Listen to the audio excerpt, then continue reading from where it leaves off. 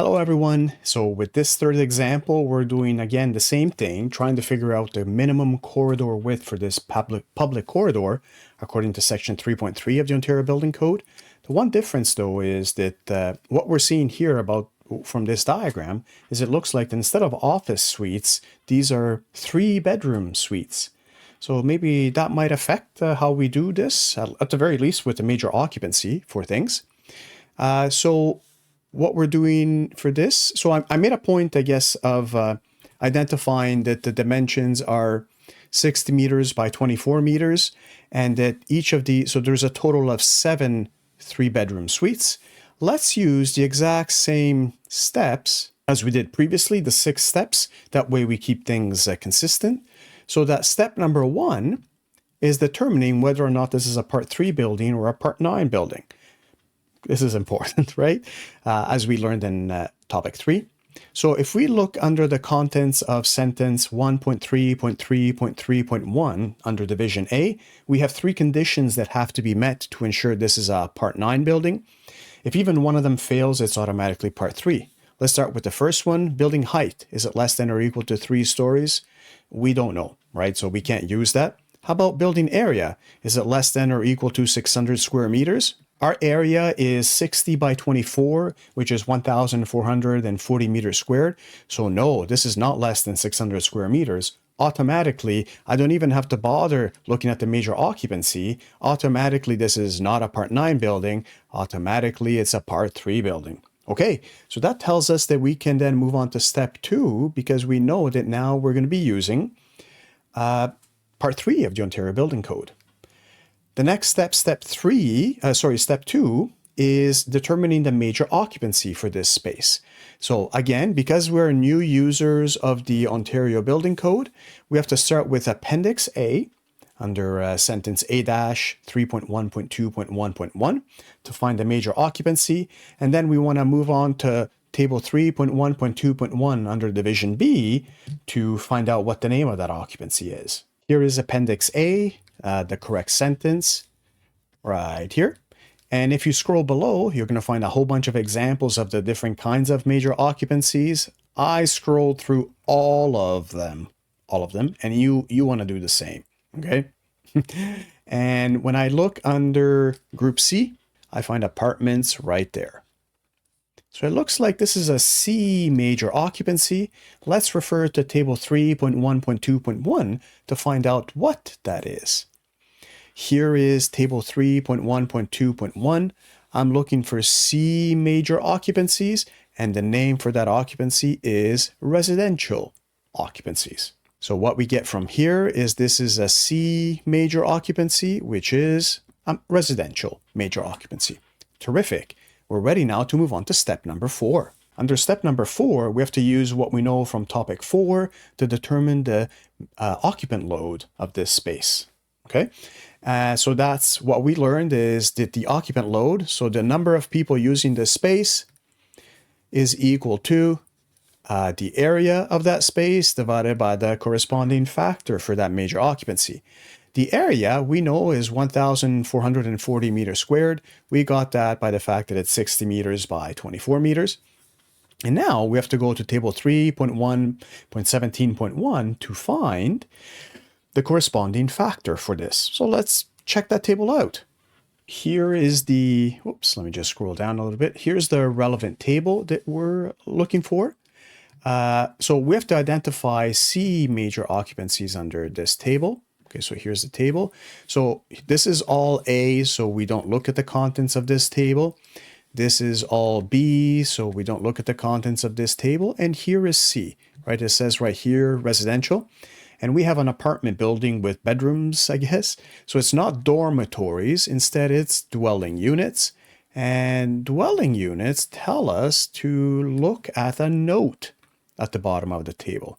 The note is right here. Maybe I'll try to zoom into it. Can you see it right here?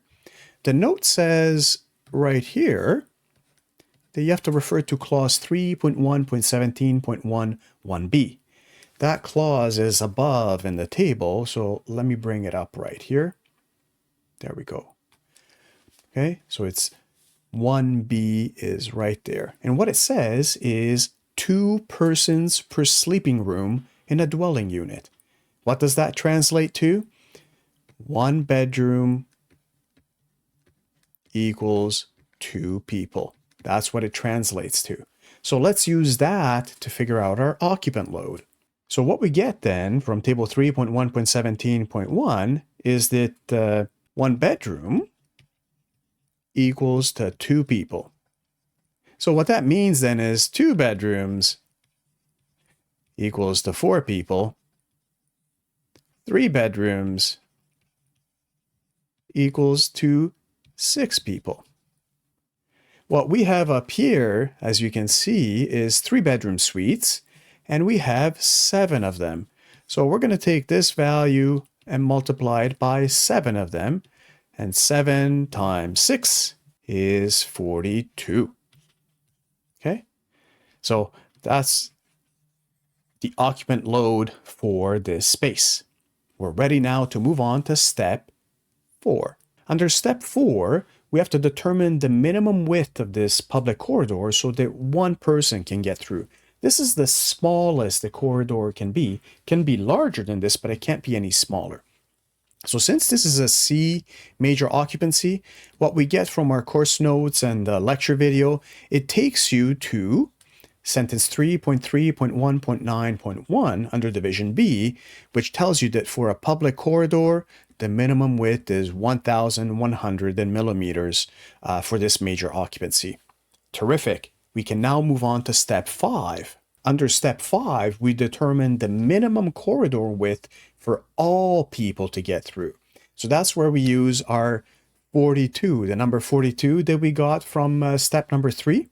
Okay, and what we get if we use our course notes and the lecture notes is that for this major occupancy and the fact that it is a public corridor, we want to refer to sentence 3.3.1.17.2 under division B. And in that sentence, it gives you a factor of 6.1 millimeters per person. So 42 people times 6.1 millimeters per person. We multiply the 2 and we get 256.2 millimeters.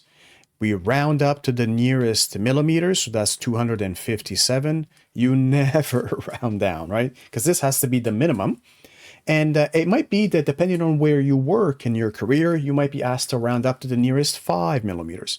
For this course, it's okay to round up to the nearest millimeter.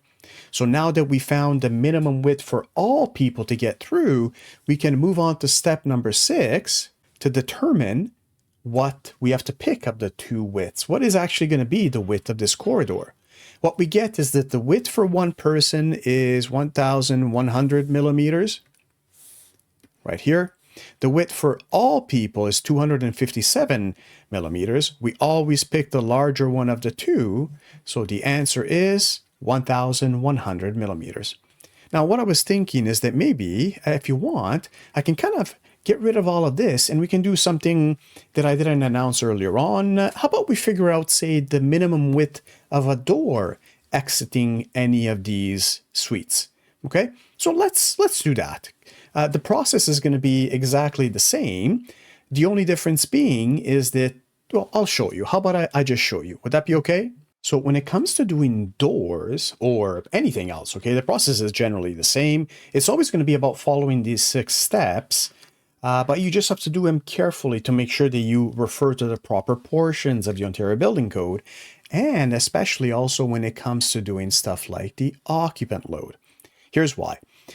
We've already done steps 1, 2, okay? So what we found is that this is going to be a Part 3 building and that the major occupancy was C. We found that.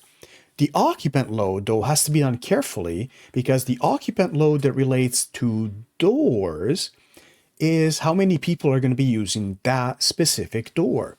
So say if it's a door for a suite, we have to go to that specific suite to find the occupant load for that specific suite. Okay, so let's say I'm choosing, I don't know, this suite right here. Let me just pick some random color. Let's say I'm choosing this suite right here. Okay, because it's an apartment, the occupant load will be determined by the number of bedrooms in it. But say if it were, I don't know, any other major occupancy, you'd have the dimensions. So you have to use the dimensions to figure out what the occupant load is. In this case, it's an apartment. So what I get from that is I remember that 1 bedroom is equal to 2 people, right? We learned that just a few moments ago. So that means that if we work up to 3 bedrooms, that's 6 people. So that means 6 people are going to be using the egress door for that suite. That is the occupant load for this step here, 6 people. Okay? So then let's move on to step number 4. For step number 4, we have to find the minimum width for 1 person to get through this door. Now, from the course notes, we have to go, and from the lecture video, right, we know where to go to find the minimum width for a door. It is under Division B, 3.3.1.13 1A, which is for our major occupancy of C and the fact that it's an egress door for that major occupancy. Okay, 850 millimeters of a clear opening. So that's step 4. Under step 5, we have to find the width for all people exiting that door. So that's the width based on 6 people. Okay, so we get that information from the contents under Article 3.3.1.17. So how about we go find this so you can see where I'm going to be getting this information from. So here is 3.3.1.17. We know we're in the right spot because it's saying capacity of access to exits. So that means using the occupant load. Okay, so we would read everything here. And what I'm looking for is doorways. Doorways, I find that word right here. Now, just to be clear, I read all of this, and you'll see, and you've seen in the course notes in the lecture video that you want to read all of this, how we arrive at this, okay? So I'm just laser focusing into the right location. Right here, for doorways, what we get is that it's going to be 6.1 millimeters per person, okay? So that's the factor we're going to be using for doorways. 6.1 millimeters per person. So what we're going to do is we're going to take this number and multiply it by 6 people, right? As we've done so far. And we get 36.6 millimeters per person. Sorry, just millimeters. That's just the width for it. And we round this up to 37 millimeters because we round up to the nearest millimeter.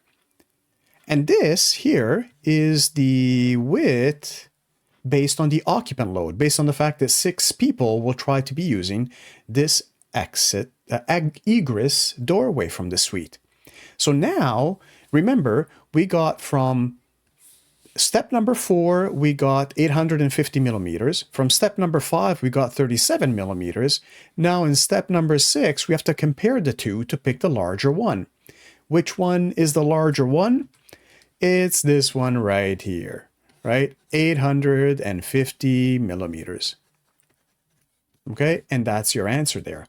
So I'm just showing you this super quickly so you can see that when it comes to ramps or doors or stairs that are not exits, okay, for this topic, you just have to make sure that you follow the course notes and find the right locations. And really, the occupant load becomes the important part. Okay, make sure that you know how many people are going to be using this implement. Okay, I hope that helps.